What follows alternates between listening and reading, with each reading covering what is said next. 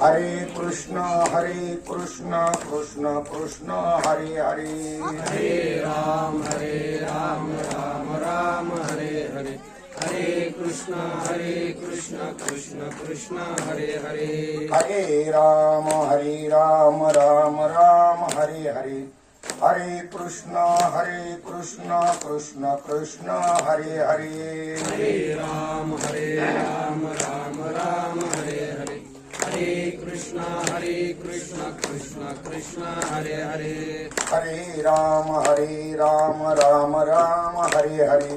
हरे कृष्ण कृष्ण कृष्ण हरे हरे। हरे राम राम राम हरे हरे। हरे कृष्ण कृष्ण कृष्ण हरे हरे। पुंडलीक वरदा हरि विठ्ठल श्री ज्ञानदेव तुकाराम पंढरीनाथ भगवान की जय। माऊली ज्ञानेश्वर महाराज की जय। जगद्गुरु श्री संत तुकाराम महाराज की जय। शांती ब्रह्म श्री संत एकनाथ महाराज की जय। श्री स्वामी समर्थ महाराज की जय। सद्गुरु सच्चिदानंद श्रीपाद बाबा की जय। सद्गुरु सच्चिदानंद रामदास बाबा की जय। अवधूत चिंतनम श्री गुरुदेव दत्त गोपाल कृष्ण भगवान की जय। सब संतन की जय। छत्रपती शिवाजी महाराज की जय। धर्मवीर संभाजी महाराज की जय।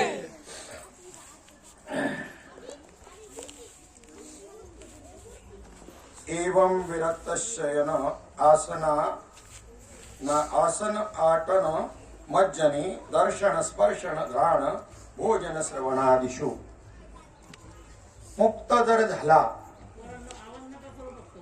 तर त्याचे व्यवहार कसे चालतात। मुक्त झाल्यानंतर त्याचे व्यवहार कसे चालतात। तुमच्या आपल्यासारखेच चालतात। व्यवहारामध्ये काही फरक पडत नाही। सामान्य जीवदशी मधला जो आहे त्या जीवाचे व्यवहार आणि मुक्ताचे व्यवहार या व्यवहारात काही फरक नाही, परंतु दृष्टिकोन मात्र बदललेला आहे। दृष्टिकोनामध्ये बदल आहे। अंतःकरण वृत्तीतला जो भेद येतो त्यामुळे कर्माच्या ठिकाणचा कोणत्याही प्रकारचा अहम किंवा कोणत्याही प्रकारचं ममत्व आताच झालं अहम वाग्या सोम वाग्या हा मुक्ताच्या ठिकाणी राहिलेलाच नाही। मूळ स्वरूपाच्या ठिकाणी वृत्ती एकमय झाली नाही, वृत्तीच राहिली नाही। वृत्ती एकमय झालं तरी तेही बरोबर नाही, ते स्वरूपात जे होऊन गेले, परंतु मात्र कर्म शिल्लक आहे। कर्म शिल्लक आहे। मग ते प्रारब्ध कर्म शेष प्रारब्ध कर्म देहाच्या माथ्यावरती ठेवून तो निरंतर मुक्तपणे वर्तत असतो। मुक्त स्थिती ही अंतःकरण वृत्तीमधला बदल आहे का शरीरातला बदल आहे। त्याचं काय वजन वाढतं का वजन कमी होतं का काय फरक काय त्या संबंधाने ज्ञानेश्वरीमध्ये ओवी आली काल आपण पाहिले ते मुक्ता ती निर्धारिता लाभे आपुलीच मुक्तता। आपण त्या मुक्ताचं जर निर्धार केला त्याचं चालणं बोलणं वागणं उठणं बसणं त्याच्यातून दिसणारी त्याची जी लक्षणं अंतरंग वृत्तीची त्याचा जर आपण निर्धार केला तर आपल्याला आपली मुक्ती प्राप्त होईल। आपली मुक्ती म्हणले बरं का लाभे आपुलीच मुक्तता हे विचार करून बोललेलं वाक्य आहे। वृत्तीची मुक्तता नाही म्हणलं। हे आपल्याला जे अनुभव आहेत ना मुक्ततेचे बद्धतेचे हे वृत्तीतले आहेत। सत्वगुणाने वृत्ती प्रकाशित असली सत्वगुण वृत्तीत प्रकाशित असला का मुक्त वाटतं। आणि वृत्तीमध्ये रजोगुण तमोगुणाने वृत्ती व्याप्त असेल तर बद्ध झाल्यासारखं वाटतं। ही मुक्ती पद्धता सापेक्ष आहे। ही सर्व काळ नाही, त्रिकाला बाधित नाही, अखंड नाही, सदा नाही। आणि मुक्ताची मात्र स्थिती सदा। म्हणून अंतरंग वृत्तीच राहिली नाही किंवा वृत्ती राहिली नाही या अर्थाने नाही। वृत्ती नाही राहिली तर व्यवहार कसे चालतील। वृत्ती आहे पण वृत्ती नाही कोणत्या अर्थाने वृत्ती बाधितान वृत्तीने त्याचं जीवन चालतं। ते वर्तत दिसती देही परी देही ना इथे स्वल्पविराम द्यावा लागेल। देही ना म्हणायचं आणि माझ्या ठाई ना जर तिकडं फक्त इथे एवढंच लावायचा देही ना देहा करताच तो ना करून स्वल्पविराम घ्यावा लागेल आणि माझ्या ठाई ला ना लागून जमणार नाही। ते वर्तत दिसती देही परी देही ना माझ्या ठाई आणि माझ्या ठाई आणि मी त्यांच्या हृदयी समग्र असते। सविस्तर वटत्व जैसे बीजे काने काही माझी असे. पहा ना, वडाचं वृक्ष किती मोठा आहे, पण त्याच्या बी जी आहे त्या बी मध्ये तो अख्खा वटवृक्ष मावलेला आहे. जर नसता मावला तर त्याच्यातून वृक्ष प्रगटला कसा असता. आधीच आहे त्याच्यामध्ये. पहा किती मोठा प्रोग्राम असो, तुमच्या आत्ताचं उदाहरण जर दिलं तर कॉम्प्युटर मध्ये तो फीड करता येतो की नाही. किती मोठं दृश्य त्याच्यामध्ये राहतं. तुमचं फक्त त्याची MB जास्त लागेल त्याला, फक्त एवढंच. पण किती मोठं दृश्य, किती मोठा प्रोग्राम त्याच्यामध्ये किती छोट्याशा जागेमध्ये राहतो. पेन ड्राईव्ह पहा, पेन ड्राईव्ह मध्ये किती मटेरियल राहतं, किती याचा येतो त्याच्या जीबीचा, त्याच्यानुसार त्याच्यामध्ये. आणि ओरिजिनल नाही पुरलं तर अजून त्याच्यामध्ये अजून मेमरी कार्ड टाकून पाहिजे तेवढं ठेवता येतं की नाही. काय मुद्दा चाललेला आहे आपला, मुक्ताची लक्षणं का पाहिजे. कारण सिद्धाची जी लक्षणं आहेत ती साधकाची काय असतात, साधना असतात. सिद्धाची लक्षणं साधकाची. सिद्ध आणि सिद्धी सूक्ष्मता श्रवण करावं लागतात. तर बाबांनी सांगितलं सिद्ध सिद्धी.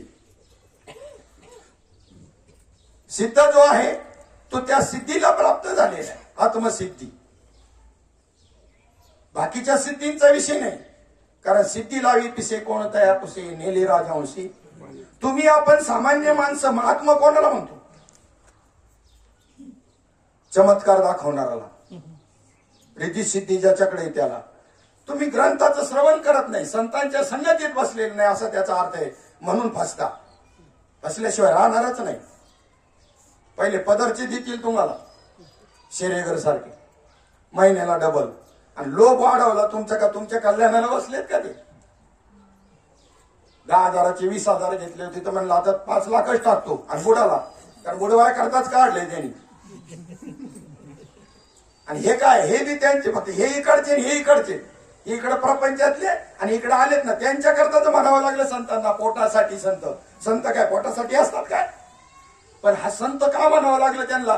बाह्य दृष्टीने दिसायला संत, पण हसायला मात्र दंत. त्यांच्या पोटासाठी संत पोटासाठी असतात काय. पण हे त्यांना बी म्हणलं संत. तुम्ही मानलंय म्हणून तुमच्याकडून आहे पोटासाठी संत, का संतांकडून आहे पोटासाठी संत. कोणाकडून हे लय महत्वाचं आहे. इथे भ्रम तयार होतो आपल्याला प्रमाण पाहिल्यानंतर. कोणाकडून, अभंगातला मी जर नीट काळा नाही तर काय प्रवचन चालली आमची. एरवी सर्वांच्या हृदय देशी मी अमुका आहे ऐशी, जे बुद्धी स्फुरे आरनिशी ते वस्तू का मी. दोन्ही मी एक आहेत काय ते, दोन्ही मी एक आहेत ते. दणका चाललाय सांगायचा. भ्रम निघाल का भ्रम वाढल, आणि ऐकून पदरात तरी काय पडल. झोप काढलेली बरी त्याच्यापेक्षा, आराम तरी होईल शरीराला. आणि अध्यात्मावर आणि ह्या वृत्तीवर आलेला अध्यात्म श्रवण आणि वेदांत श्रवणावर आलेला साधकाला जगतामध्ये काहीच आवडत नाही, दुसरं श्रवणच आवडत नाही. जा तरी पण सद्गुरु कार्य करता. कारण सगळे त्या अधिकारावर आणायचंय सगळ्यांना या अधिकारावर. पण तो चला त्यांच्या अंतःकरणाची कमी पडते, निदान तेवढ्याला आलेत तरी ते जतन करावं लागतं. जाळू नये नाव तरल्यांनी पार, मागील आधार असा भाग. पण अध्यात्म वेदांत श्रवणामध्ये, वेदांत श्रवण आपलंच श्रवण आहे. आणि हे श्रवण करायला प्रवृत्त झाल्यानंतर त्याला काय आवडेल बाकीचं. बरं काय अवघड काय. कुणी जर काही बरेचसे आयोजक जे असतात त्याचे ते काय म्हणतात माहितीये का, काय समाजाला हे झेपत नाही मग तमाशा देऊ. झेपण ना चांगला समाजाला, तमाशा चांगला झेपतो ना. काय अखंड हरिनाम सप्ताहामध्ये सकाळचे चक्री कीर्तन प्रवचन किंवा असं काय त्याच्याऐवजी एखादा तमाशा आहे, चित्रपट चांगला आहे, ते काय वाईट आहे. हो त्याच्यात बी बाबा सांगायचे, श्रीपाद बाबांच्या मुखातलं वाक्य, अरे ते बरं आता आमचे कीर्तन या पद्धतीने म्हणले. ते म्हणायचे त्यांचं आतून कीर्तन तेच म्हणतात तमाशगीर. आमचं आतून कीर्तन आहे, वरून तमाशा आहे दिसायला, पण आतून काय. मी माळ घालताना दत्ता महाडिकचा ज्ञानेश्वर माझी माऊली पाहून माळ घालायला प्रवृत्त झालोय. अरे तमाशा पाहून बिघडत नाही, कीर्तन ऐकून सुधरत नाही. नोट डाऊन दिस पॉइंट. आयुष्यभर ऐकत तरी अजून त्या तत्वापर्यंत यायला तयार नाही. 38 वर्ष 50 वर्ष शतकोत्तरण काय आणि किती काय परिवर्तन काहीच नाही. अख्ख्या सप्त्यात एखाद्याने माळ घातली तर चमत्कार. हा हा, काही काही आउटपुट काढायला पाहिजे की नाही. तुकोबारायांनी आउटपुटचा इशारा दिलाय तुम्हाला. तुका म्हणे लाभ होय तो व्यापार, करा काय फार शिकवावे. कोणाला सांगितलं? कांदा बटाट्यावाल्याच्या मार्केटल्या माणसांना सांगितलं नाही का, तुका म्हणे लाभ होय तो व्यापार. परमार्थ करणाऱ्या माणसांकरता हे वाक्य आहे, तुका म्हणे लाभ होय तो व्यापार, करा काय फार शिकवावे. तुटीचा धंदा करल कोण? पाप्रमाणे व्यापाऱ्यांकरता नाही, मनुष्य दे आलेला आणि ब्रह्मज्ञान न साधलेल्या करता प्रमाणे मुदला मध्ये तोटा, ऐसा उदीम तो खोटा. कमीत कमी मुद्दल दिले ना, मुद्दल म्हणून जर तुम्हाला दिली, बुद्धी दिली आणि त्या मुद्दलाचं जतन तर करा. पावनिया मनुष्यपणा जो न साधी ब्रह्मज्ञाना, तो लांडागर धबदाना पुच्छे विन दोपाई. दोन असा अर्धी प्रमाणे दोन की सारखे आहेत. पूर्वार्ध आणि उत्तरार्धामध्ये थोडासा फरक आहे. दोन प्रमाणे आहेत अशी भागवतामध्ये. पावनिया मनुष्यपणा, मनुष्य देहाला प्राप्त होऊन जो न साधी ब्रह्मज्ञाना, ब्रह्मज्ञान साधत नाही, तो लांडागर दम म्हणलेले आहे त्याला. 4 पायाचं गाढव असतं त्याला शेपूट असतं, पण हा लांडा गाढव पण 2 पायाचा आणि शेपूट नसलेला असं म्हणलं.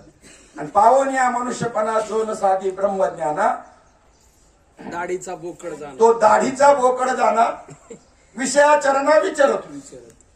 दाढीचा बोकड आणि विषयामध्येच विचरण करतो. ब्रह्मज्ञान किती महत्वाचं आहे. ब्रह्मानुभव सर्वांना आहे. हा वाक्य नोट डाऊन दिस पॉइंट. ब्रह्मानुभव बाबा सांगतात नेहमी, ब्रह्मानुभव कोणाला नाही. सगळे ब्रह्मानुभवावर जगतात. ब्रह्मज्ञान ब्रह्मानुभव नसेल तर तुम्ही जगू शकत नाही. 4 दिवस झोप नाही मिळू दे तुम्हाला, अस्वस्थ व्हाल.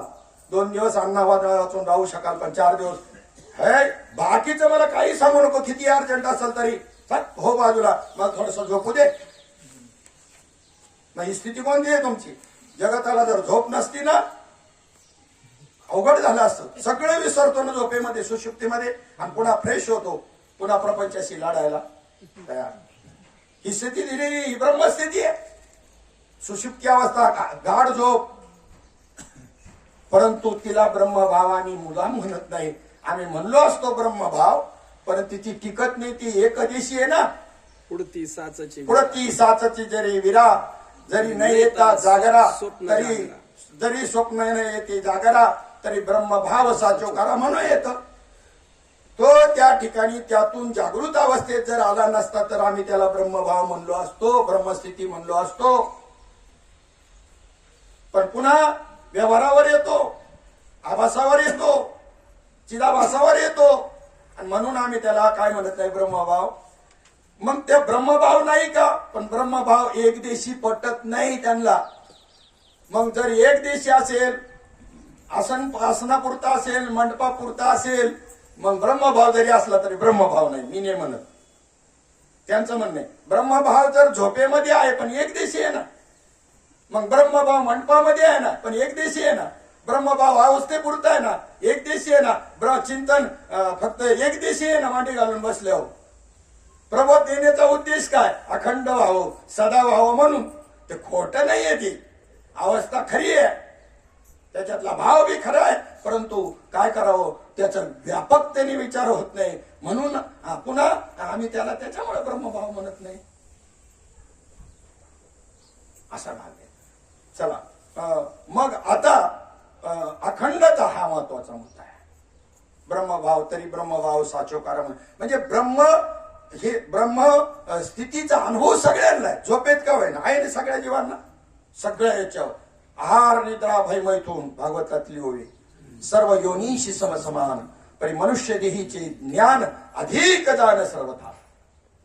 प्लस काय, अधिक काय? ज्ञान, बुद्धी. बुद्धी ब्रह्माला जाणते का जाणत नाही? कशी जाणेल? कशी जाणेल? बुद्धी जाणू शकते, कशी जाणेल? ब्रह्म जाणण्यात येणार आहे का? हरिपाठ रोज चाललाय आपला, जाणीव नेणीव, आणि त्याचा विचार करायचा आहे का म्हणायचा आहे नुसता हरिपाठ? पुढे पाठ आणि मागे सपाठ. हरीकडे पाठ आणि चाललाय आमचा हरिपाठ.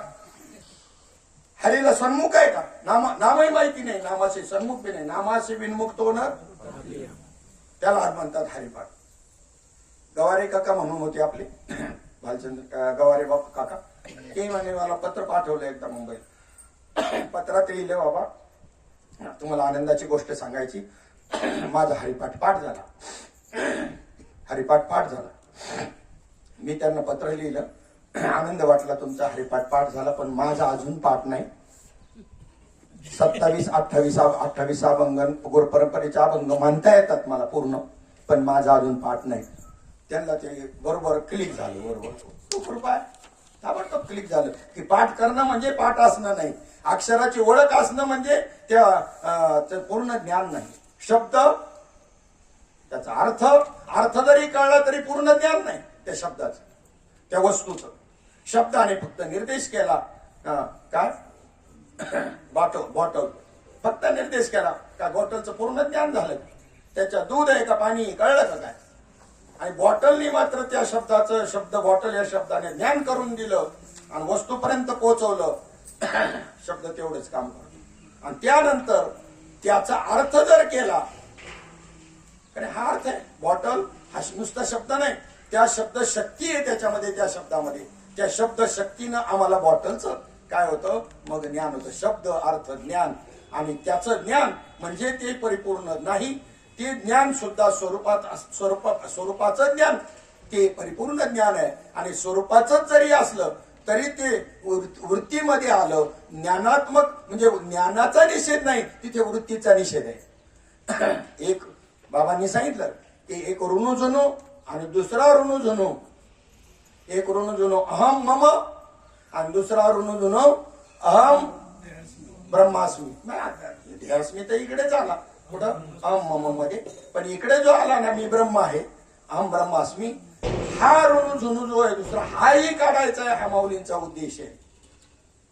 बापू गुरुजींचं त्यांनी उदाहरण दिलं, मला बी त्यांच्या बापू गुरुजींचंच उदाहरण आठवलं, त्यांना आठवलं म्हणून त्यांची आठवण मला झाली. त्यांचं उदाहरण सांगतो. ते आपलं सोपं उदाहरण सांगायचे. अजूनही खेळता खेळता पोरांनी खेळायला फुकणी घेतली. आता गॅस आले, अजून आहेत, अजून फुकण्या चुली आहेत अजून, आणि ती जाळ फुकायला लोखंडाची अशी असते ना, त्याला काय म्हणतात, फुकणी म्हणतात. आणि खेळता खेळता ती फुकणी घेतली, त्याच्यामध्ये चिंध्या भरल्या. चिंध्या भरल्यानंतर ठासून बांधल्या चांगल्या. आणि त्याच्यानंतर आता ती सकाळी जेव्हा आईनं ती घेतली फुकायला, तर आता जाळ फुकता येईल का, चिंध्या भरल्यात म्हणल्यावर. तिने काय केलं, त्या आकाराची एक काठी घेतली आणि वरून ठोकली. त्याच्याबरोबर काय झालं, चिंध्या नुसत्या चिंध्या नाही निघायला, काठी अडकली. आता काय फुकीदा म्हणू का, नाही म्हणत मी आता.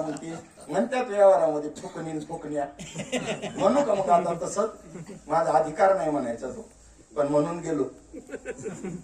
ही युक्ती आहे. बाबा असे म्हणायचे, माझा अधिकार नाही, बाबा असे म्हणायचे ना, मी सांगून जातो, झालं काम. म्हणलं की म्हणून गेलो. मग आता त्या फुकणीमध्ये जर काठी अडकली तर उपयोग होईल. ती काठी बी काढावं लागेल का काठी ठेवाल, फुकणीचा वापर करायचा असेल तर. आणि मग आम देहास्मी काढण्याकरता आम ब्रह्मास्मी घेतलं ना, आम ब्रह्मास्मीनं मारला खोटा. आणि आता संप्रदायात खेळ सगळा तोच चाललाय. म्हणून तर हे वेगवेगळे त्या विद्यामायाचे तर काय हे चालले सोंग सगळी. अविद्या माया एक आहे आणि ती विद्या माया. वृत्ती रूपाने आली तीच. वृत्ती रूपाने ज्ञान, त्याला अज्ञान म्हटलंय, कारण वृत्तीच अविद्येची बनलेली आहे. तुका म्हणे गंगा सागर संगमी, अवघ्या झाल्या वृत्ती एकमय. इदम इत्थम असं म्हणताच येत नाही, ब्रह्म असं दाखवता येत नाही. कसे बोटानु दाखवू तुला, पाहे अनुभवी गुरुच्या मुला. बरं, अनुभव कुठपर्यंत, अनुभव वेगळं राहून का अनुभव एकरूप होऊन. तुम्हाला जो अनुभव तुम्ही घेतला, ब्रह्माचा अनुभव येतो. बुद्धी जाणे का बुद्धी न जाणे चाललंय आपण. ब्रह्माचा अनुभव येतो का, काय मत आहे तुमचं, बोला. ब्रह्माचा अनुभव येतो, शास्त्राला धरून बोला. ब्रह्माचा अनुभव येतो. अनुभव येण्याकरता ज्याला अनुभव घ्यायचा ते संकुचित असावं लागतं, आणि ज्याचा अनुभव घ्यायचा ते व्यापक आहे. हा कसा अनुभव घेईल, ज्याला अनुभव घ्यायचा आहे ते संकुचित आहे, आणि ज्याचा अनुभव घ्यायचा आहे ते सांगा. घागरीमध्ये समुद्र बसेल कसा, पण तत्वाने मात्र घागरीमध्ये समुद्र बसतो. तत्वाने घागरीत समुद्र बसतो. समुद्र नाही बसत पण पाणी पाणी पाणी हा समुद्र पाण्यालाच नाव आहे ना. तुमचं परवाला सांगितलेलं मी सांगतो. नदी म्हणलं, नदी म्हणजे काय? पाणी. नदी म्हणजे काय? पाणी. आणि समुद्र म्हणजे काय? पाणी. खारटपणाचा गुण लावू नका, नाही तर दोन वेगळं समजाल तुम्ही. हे गोड आहे ते परत कोणीतरी शंका काढेल, हे गोड आहे ते खारट आहे ते काय. म्हणून आम्ही त्याला समुद्र म्हणतो. अरे ते खारट आहे ना, ते नदीची पाण्याची चव नाही किंवा समुद्राच्या पाण्याची चव नाही. गोड आणि खारट तो भूमीचा दोष लागला म्हणून झालं. म्युन्सिपाल्टीची गाडी आली आणि सगळ्यांनी नाका दाबली, कचरा होता. अरे तो वायूचा गुण नाही, वारा फक्त वाऱ्याने ती फक्त गंध वाहून आणला. गंध पृथ्वीचा गुण आहे. कोणाचा तो गुण आहे? तो गंध वास कोणाचा आहे? पृथ्वीचा आहे. कशाचा आहे? कशावर आरोप करतो आपण? आरोप करू नका असा. तो वायूचा गुण आहे. नाही, वायूचा गुण नाही. तो कसा आहे? पृथ्वीचा गुण आहे. वायूने फक्त तो तुमच्यापर्यंत तो गंध असं वाहून आणला. चंदनाचा सुगंध आला तुम्हाला, सोनचाफ्याचा कुठेतरी असेल तर सुगंध आला. गंध हा पृथ्वीचा आहे, परंतु वाहून कोणी आणला? पृथ्वीतूनच फुलांमध्ये येतो, वनस्पतीमध्ये येतो. त्याची प्रक्रिया आहे. त्या झाडाच्या रूपाने फुलाच्या रूपाने जो येतो त्याची प्रक्रिया आहे. तशी याची प्रक्रिया आहे, त्या पाण्याची प्रक्रिया आहे. खारट हा जो पाण्याचा गुण नाही, पाण्याला रंग नाही, पाण्याला कोणता गुण नाही, आकार बी नाही. ते तीर दिसतं, ते तीराच्या आकारामुळे पाणी तसं दिसतंय. इकडे फिरलं तिकडे फिरली नदी, ती सरळच फिरते. एखाद्या परीक्षा नळीमध्ये जर पाणी जर घेतलं, सरळ आहे परीक्षा नळी, तिच्यातलं पाणी समपातळीमध्ये राहतं. आणि वाकडी तिकडी अशी नळी आहे एखादी नलिका, तिच्यामध्ये पाणी सम राहतं. कसं वाकडं तिकडं होतं, समज राहतं. विज्ञानाचे विद्यार्थी आपण. सरळ जी काही सरळ परीक्षेची नळी जी आहे काचेची, तिच्यात पाणी असं सम राहतं. तसं वाकडी तिकडी असणारी परीक्षा नळीत बी पाणी समज राहतं.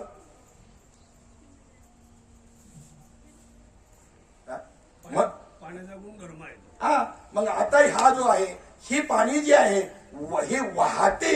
वाहणारं पाणी जे आहे, वाहणारं पाणी म्हणून नदी, आणि स्थिर असलेलं पाणी म्हणजे समुद्र. पाणी एकच आहे. नाही, आता त्याच्या मुळाकडे जर गेलं तर त्या समुद्राच्या पाण्यामध्ये वडवानळ नावाचा अग्नी आहे. त्याच्या योगानं 75% वाफ होते आणि सूर्याच्या उष्णतेने फक्त 25% वाफ होते. काय म्हणतात त्याचे? ढग म्हणतात. ढग बनले, हजारो गॅलन पाणी त्या ढगामध्ये. बघा अचिंत्य शक्ती ईश्वराची. हजारो गॅलन पाणी आहे. काय काय आहे त्याच्यामध्ये पहा. नुसतं पाणी नाही, ते पाणी असं, इथं पाणी असं वर जर ओतलं तर इथं राहील का स्थिर? ते स्थिरून धरण्याकरता धुळीचे कण आहेत. पृथ्वी आहे तिथे, पृथ्वी आहे, आप आहे, पाणी आहे. एकावर एक ढग आदळल्यानंतर विजेचा लखलखाट आणि कडकडाट एखाद्या झाडावर घरावर मग कशावर जर पडली तर काय करते वीज? म्हणजे अग्नी आहे. वीज म्हणजे काय? पृथ्वी, आप, तेज, वायू आहेच. म्हणून तर तिकडचे ढग दिसणारे इथं आले, इथं पाऊस पडला, वायून आणले. आणि आकाश नसेल तर इकडचे ढग इकडे जातील का? मध्ये पोकळी पाहिजे ना. म्हणजे पाचवी पंचमहाभूत आहे ती. आणि मग ते तिथून त्या ठिकाणी भीमा नदीचा उगम कुठे आहे? सहज ओघात म्हणून जातो माणूस भीमाशंकरला आहे. हे सहज वास्तविक पाहत. हे जे बोलणं आहे ना, विचार करून नाही, अंगवळणी पडले. आता हा समोरचा रस्ता आहे जो, हा रस्ता इकडे कुठे जातोय? ह्या बाजून.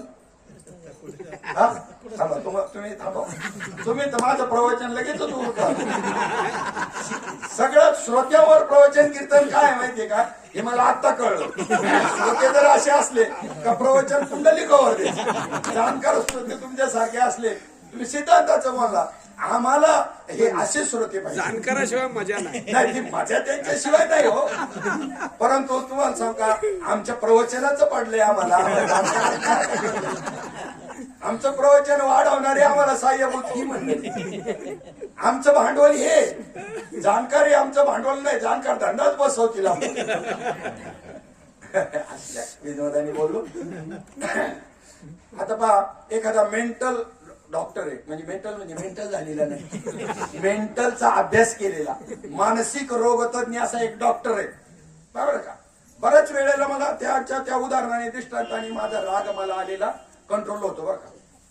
त्या ह्या दृष्टांताने का की त्या ठिकाणी त्याच्याकडे येणारे जे पेशंट आहेत ते कोणते मेंटल. बर रोज देवाची प्रार्थना करतो माझा धंदा चांगला होते म्हणजे पेशंट याला जेवायला तरी सवड मिळेल का. असं झालं तरी त्याला विक्षेप होतो का. कसा अजून येऊ दे अजून येऊ दे जेवढे येतील तेवढे येऊ दे तेवढे कमीच पडतील त्याला रात्रंदिवस चालले तरी. मग त्याचा जसा भाव आहे तसा जगामध्ये वागत असताना आपण जर समजा जगताला एक तर ब्रह्मरूप स्वरा समजा आपल्या करता बरं का नाही ते एक तर मेंटल समजा म्हणजे विक्षेप होणारच नाही आणि तुम्ही मेंटलचे डॉक्टर आहे असं समजा मग अजून येऊ द्या म्हणाल का नका येऊ देऊ म्हणाल. युक्तिवाद आहे हा. ब्रह्मरूप समजण्यामध्ये जास्त फायदा आहे पण युक्ती म्हणून जर म्हणलंच तरी क्रोध तर जाईल ना कमीत कमी. येईल का क्रोध त्याला.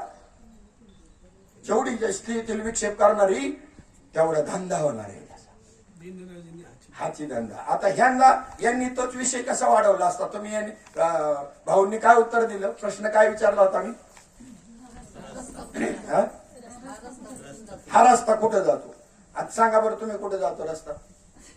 रस्ता कुठे जातो हा रस्ता कुठे जातो. पुण्याला आता कशाला बोलतील बघा हुशार त्यांनी ऐकलंय नेमकं काय घडलंय इथं काहीतरी घडलंय त्याचा परिणाम झाला त्यांच्यावर. भाऊ करू का कुंडली कॉल. ठीक आहे तर ठीक आहे. तर रस्ता कुठेही जात नाही पण बोली भाषा कशी आपली तिन्हीवाडीला जातो स्टँड कडे जातो कोर्टाकडे जातो अशी हे व्यवहार करतात तेच योग्य आहे.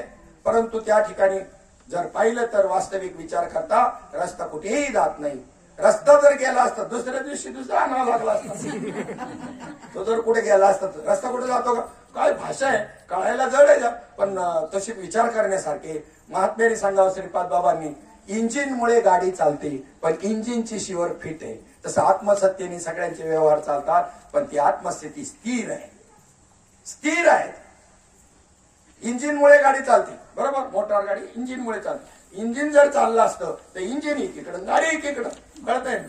शब्दाने पूर्ण ज्ञान होत नाही हे सांगायचं. अल्प थोडस ज्ञान होईल व्यवहारापुरतं. परिपूर्ण ज्ञान शब्दाने होणार नाही. शब्दाच्या नंतर त्याचा अर्थ त्यानंतर त्याचं ज्ञान आणि त्यानंतर स्वरूपामध्ये मात्र पूर्णत्व आहे. मग आता इथे हे जे आलं इथून हजारो गॅलन पाणी घेऊन ते आलं. तुम्हाला मी उगम विचारला होता भीमा नदीचा. उगम याचा अर्थ तुम्ही केला नाही. उगम याचा अर्थ जो आहे जिथलं पाणी कधीही आटत नाही त्याला उगम म्हणतात. उन्हाळ्यामध्ये आम्ही आता भरपूर वेळेला जाणं करतोय भीमाशंकरला. गेल्यानंतर तिथे पाण्याचा थेंबही नाही बरोबर का. मग उगम कसं काय. आता तिथून पाणी ते त्या ठिकाणी व्हायला सुरुवात झाली तुम्ही त्याला उगम म्हणता. वास्तविकता नदीचा उगम कोणत्याही नदीचा उगम कुठे आहे समुद्रात आहे. समुद्र हा त्याचं उगम स्थान आहे आणि जाण्याचं ठिकाण सुद्धा ते समुद्रच आहे. कुठून आली नदी समुद्रातून आली. कुठे गेली पुन्हा मिळायला तिची धाव पुन्हा समुद्राकडे काय कारण त्याचं ते मूळ आहे नीज आहे. तसं तुमचं आमचं मूळ काय तुमचा जन्म कोणापासून झाला. तुम्ही देहाने म्हणाल तर लगेच म्हणणार आई बापाकडून. अशी कीर्तन प्रवचन ऐकून वेळ बसत नसतो. विषय काय चाललाय हे नीट लक्षार्थाने ऐकायचं असतं. तुकोबारायांनी असाच प्रश्न केला तर कोणीतरी म्हणलं आमच्या आई बापाकडून झाला. तुकोबारायांनी त्यांना उत्तर दिलं हा बरोबर ठीक आहे तुमच्या आई बापाकडून झाला जन्म झाला ना. मग तुम्हाला असं विचारतो की जेव्हा तुझी माय होती आईकडून झाला म्हणले. जेव्हा तुझी माय होती तानी तेव्हा कुठे होता प्राणी कुठे होता. तेव्हा तुझी आई लहान होती तेव्हा कुठे होता तू म्हणलं बापाकडून झाला. ते नाही तो ही पण तुझा बाप होता बाळ तेव्हा कुठे कठीला काळ पा अभंग काय संशोधन आहे कुठे होतात त्या वेळेला. आई वडील हे निमित्त घडले. जसं हे चक्र आहे ना हे चक्र आहे ना आता सांगितलं त्या पावसाचं तसंच ते चक्र आहे. हे अखंड आहे. तिथे कुठेतरी पडलं डोंगरावर तिथून वाहायला सुरुवात झाली त्याचा ओहळ झाला नदी झाली गटार गंगेशी मिळाले ते गंगा रूप झाले आणि तीच वाहत समुद्राला मिळाली समुद्र रूप झाली. पुन्हा तिथून पाण्याची वाह पुन्हा हे चक्र अखंड चालू आहे. कैक वर्ष पाऊस नाही पडला हजारो लाखो वर्ष तरीही समुद्र कधीही आटणार नाही कळ. आणि कितीही पाऊस पडला तरी समुद्राला पूर येणार नाही या दृष्टीनं बरं का, या रीतीनं. अन्यथा मी म्हणायचा मला हे वाक्य असं देहात्म दृष्टीनं पटायचं नाही, व्यावहारिक दृष्टीनं. का तर मुंबईला 77 ला गेलो त्यावेळेला समुद्र समुद्र सगळीकडं. कुर्ल्याची खाडी नव्हती, माहीरची नाही, बांद्र्याची नाही, मानखुर्दीची खाडी नाही, ह्या खाड्याच नव्हत्या. सगळं समुद्र, पाणीच पाणी. आणि बाबा म्हणायचे समुद्र आटत नाही. आणि ह्या खाड्यांवरती नरिमन पॉइंट हे सगळ्या बिल्डिंग उभ्या राहिल्या, ह्या खाड्या तयार होऊन खाड्या बी आटून गेल्या. हे कमी नाही झालं का? म्हणजे पहा, तुम्हाला बी हीच शंका असेल, मला बी होती. समुद्र कधी आटत नाही. आटला म्हणलं माझ्या सामने, एवढ्या खाड्या तयार झाल्या ना, आता बिल्डिंग गेल्या, बिल्डिंग उभ्या राहिल्या. पण जेव्हा तत्वाने निर्णय होत असतो, तत्वाने निर्णय कळला ना आता कसा तो आहे का, ह्या चक्राला कधी हे आहे का? म्हणजे कधी आटेल का? नाहीच. आणि कधी वाढेल का? नाही. मग आता तुम्ही फक्त आकाराच्या दृष्टीने जाता म्हणून आपल्याला त्याचं समाधान होत नाही, एकरूपता साधत नाही, स्थिती ब्रह्मस्थिती कळत नाही. ब्रह्मस्थिती असूनही ब्रह्मज्ञान नाही का? ब्रह्मस्थिती नाही, ब्रह्मज्ञान नाही. मग आता तिथे जशी ती प्रक्रिया क्रिया घडते त्याच पद्धतीनं काही गोष्टी आहे. तर म्हणून या ठिकाणी विचारांती निरसले, विचाराने निरसन करायचंय प्रत्येक गोष्टीचं आणि मुळाकडे जायचंय. आणि ज्याने त्याचा विचार केला त्याला मुक्त स्थिती प्राप्त होते. तो त्या ठिकाणी त्याची लक्षणं सांगतात आणि ती लक्षणं आपण पाहत होतो. 11व्या अध्यायात एकनाथी भागवतातला 11व्या अध्यायातला 11वा श्लोक आहे. आणि त्यांचं जे वर्तन असतं देहामधलं ते विचारातलं एक परिवर्तन असतं. विचारातलं परिवर्तन आहे, तात्विक दृष्टीने ते निश्चित झालेले असतात.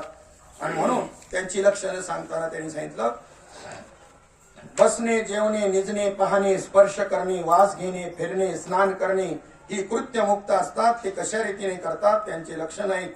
मागील श्लोकाच्या अखेरीला प्रकृती कर्माचा अभिमान धरल्याने दृढबंधन प्राप्त होते असे सांगितले. पण ज्ञाता त्या अहंकाराला शिवत नाही. तो कर्मे करी सकळे परिकर्मबंधा नातळे. सर्व कर्म करतो पण कर्मबंधाला तो काय करत नाही, आतळत नाही. ज्ञात्याचा सर्व कर्मामध्ये स्वभावताच निर्भिमानपणा असतो. अभिमान म्हणजे तादात्म्य. अभिमानाचा अर्थ फक्त गर्वंताठा नका करू, लय स्थूलार्थ आहे गर्व आणि ताठा. परमार्थ करणारी एवढी लीन वृत्तीने आहेत ना, नम्र आहेत, एवढे सज्जन अहंकार एवढा बी नाही, गर्व ताठा एवढा बी नाही, पण तरी त्यांना देव का कळत नाही असा संतांनी सांगितला तसा. तर अहंकार गेलेला नाही त्यांचा. अहंकाराचा अर्थ आपण गर्व आणि ताठा करतो, शब्दकोशामध्ये नीट पहा. अहंकार म्हणजे तादात्म्य.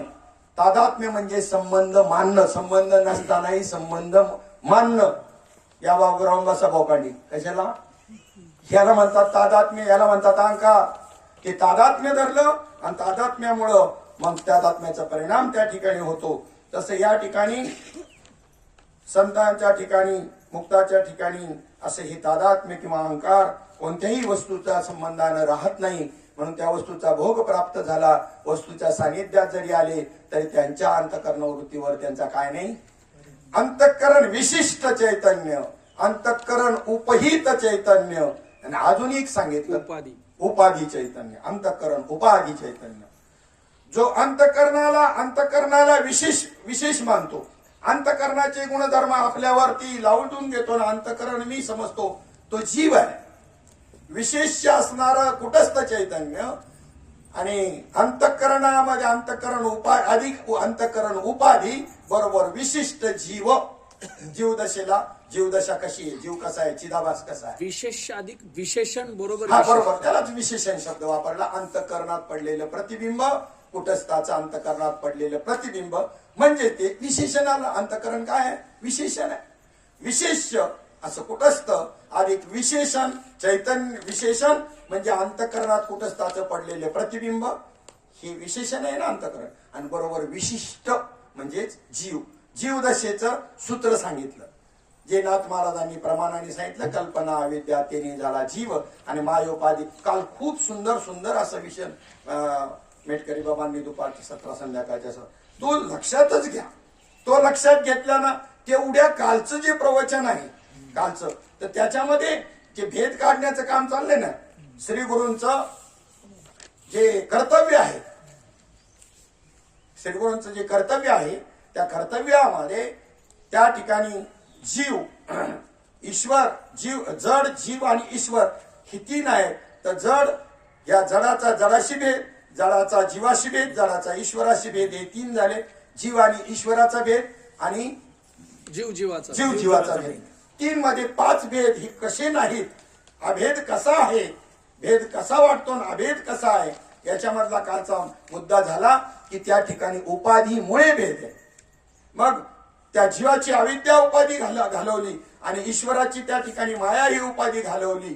मग ते कुटस्थाचं पडलेलं अंतकरणातलं प्रतिबिंब म्हणजे चिदाभास किंवा जीव, तो जसा बिंबरूप झाला, प्रतिबिंब गेलं तर बिंबरूप झाला म्हणजे कुटस्थ झालं. इकडे ईश्वराची उपाधी माया काढली, तो ब्रह्मचैतन्य झाला, ब्रह्म झाला. आणि इकडचं कुटस्थाचं ब्रह्माशी असणारं जे काही ऐक्य आहे, असं ऐक्य, याला एक मुख्य समानाधिकरण आणि बाध समानाधिकरण असं शास्त्रामध्ये शब्द आला.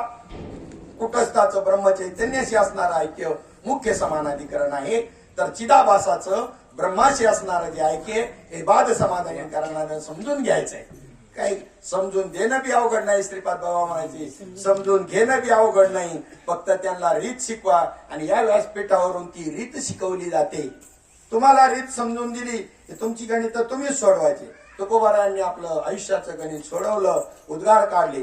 आजी फिटले माझे कोडे, बहुत जन्माचे साकडे, कोंदाटले पुढे, परब्रह्म सावळे. रीत सांगावी लागेल. कोडच जीवनाचं सुटल्याशिवाय राहणार नाही. तुम्ही कोण आहात हाच मुळामध्ये शोध घ्यायचा, ते शोधूच नका. त्यांच्या मुखातलं वाक्य, गुरु पाहावा बळकट. बळकट म्हणजे असं नाही मुक्षे मामाचा, शरीराने बळकट नाही. तर गुरु पाहावा बळकट म्हणजे सामर्थ्यवान. गुरुचं सामर्थ्य चाललंय ना, गुरुचं सामर्थ्य हा एक विषय आलेला आहे. कैवल्य करकाची दाना, जो न कडशी थोरासा आना. गुरुचं सामर्थ्य जयाचे अपांग पाते, बंद मोक्षपणे आते, भेटे जाणतया जाणते जयापाशी. जयापाशी. गुरुचं लक्षण, गुरुचं सामर्थ्य पहा कसं आहे ते. एवढंच नाही,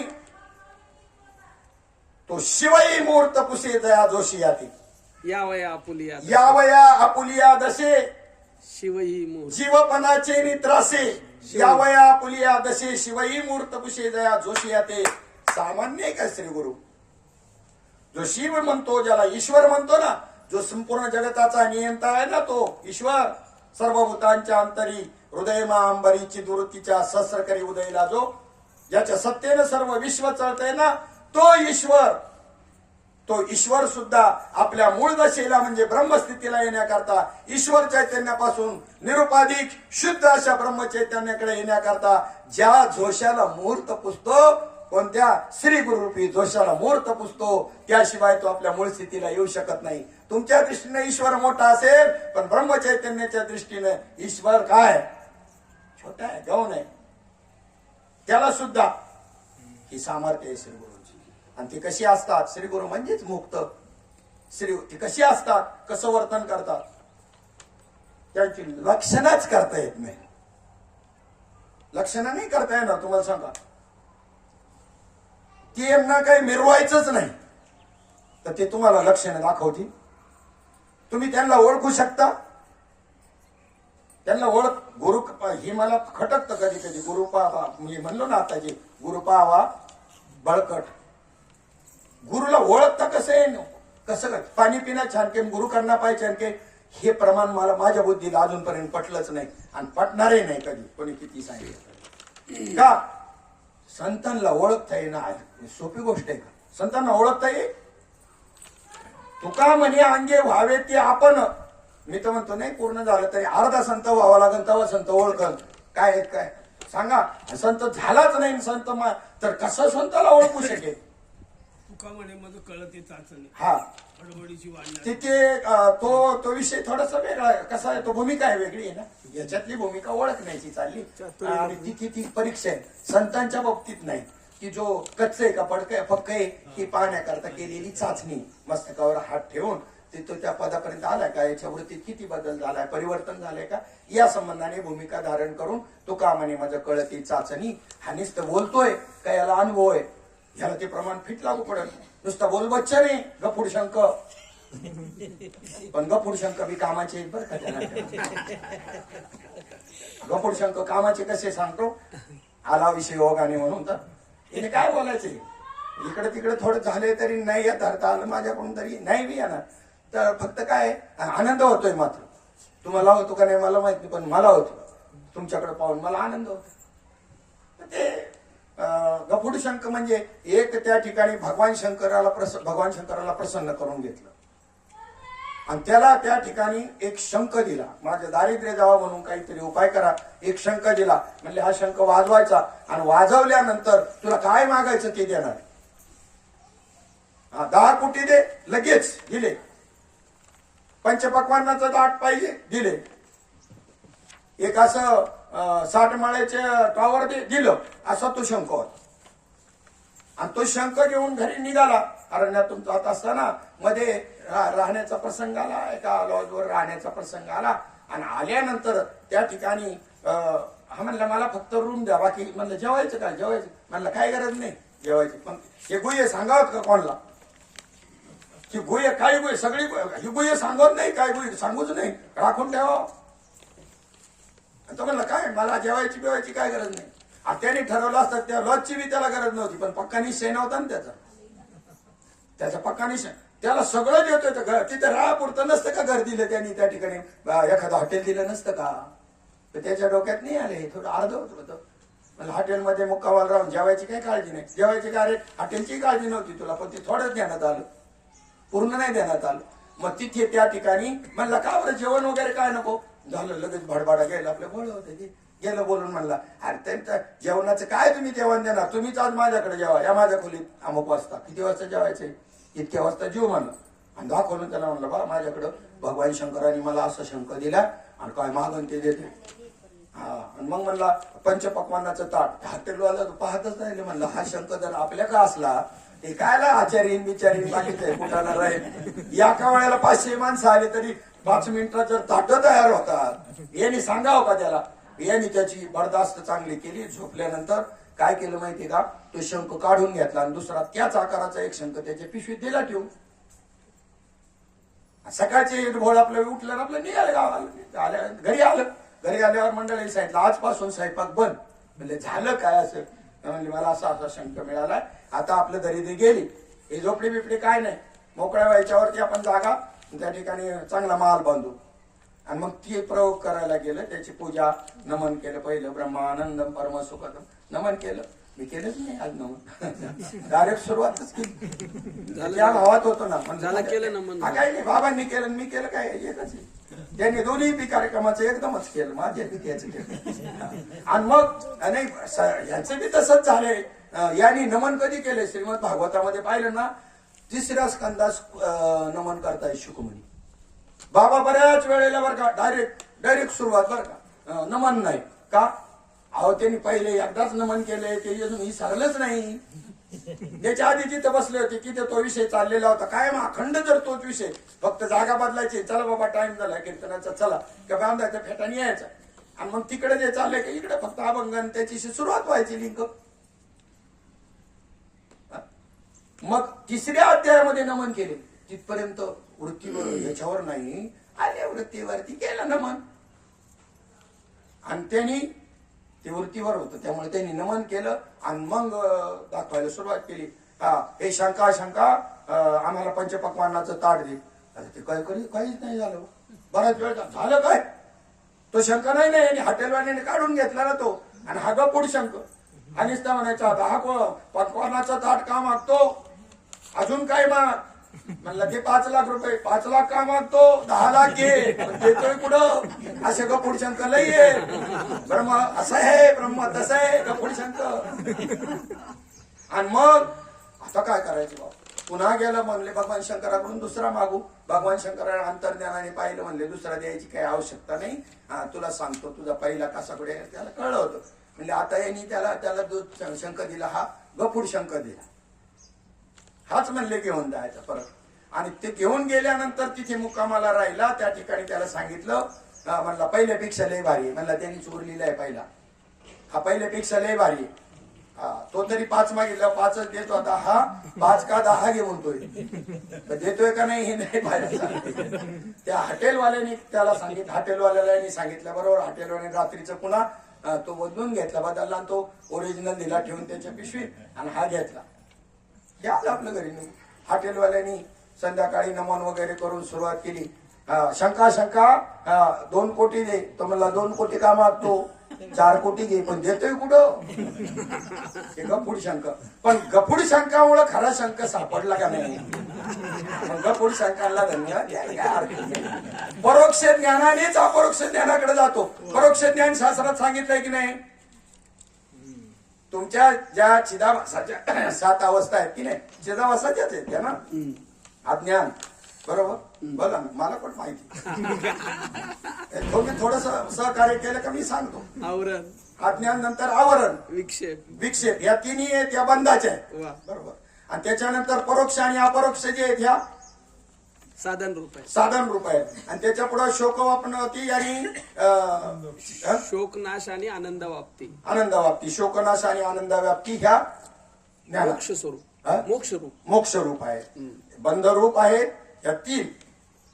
अज्ञान, आवरण आणि विक्षेप या 3 बंध रूप आहेत. चिदाभासाच्याच त्या बरोबर ना, चित्ताच्याच आहेत, जीवाच्या, जीवाच्या. चित्ताच्या. हा. मग ह्या 3 ज्या आहेत ह्या 3 बंध रूप आहेत. अज्ञान, आवरण आणि विक्षेप. त्याच्यानंतर परोक्ष आणि अपरोक्ष साधन रूप, साधन रूप, शोकनाश आणि आनंद वापनवती या मोक्ष रूप आहे.